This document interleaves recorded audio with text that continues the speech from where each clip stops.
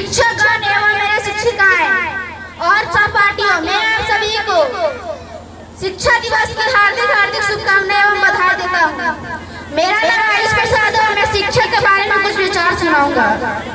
जैसा कि आप जानते हैं कि हमारे जीवन में शिक्षा का महत्व शुरू से ही रहा है, इसलिए स्वामी विवेकानंद जी ने लिखा है कि हमें ऐसी शिक्षा चाहिए जिससे चरित्र का निर्माण हो, मन की शक्ति बढ़े, बुद्धि का विकास हो और मनुष्य अपने पैरों पर खड़ा हो सके।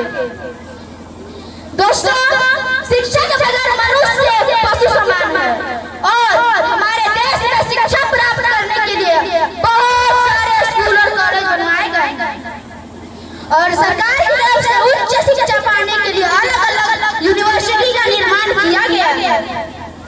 लेकिन आज के चंद लोगों ने शिक्षा को व्यापार बना रखा है और आम आदमी शिक्षा पर से वंचित हो रहा है। आज हमारे देश में महान लोगों ने बहुत तरक्की हासिल की है और हमारे देश का नाम रोशन किया है। इसमें कुछ महत्वपूर्ण कारण है, तो वो है उनको दी जाने वाली उचित शिक्षा। जैसे हमारे पूर्व राष्ट्रपति श्री अब्दुल कलाम जी, जो गरीब घर से थे, लेकिन उन्होंने पढ़ाई किया और पढ़ाई के महत्व को समझते हुए अपना पूरा ध्यान अपनी पढ़ाई पर दिया।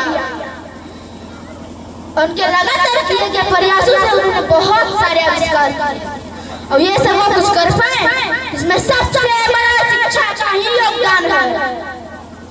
शिक्षा के बगैर मनुष्य कुछ भी खास नहीं कर पाता और हमारे जीवन में शिक्षा का महत्व बहुत ज्यादा ही है।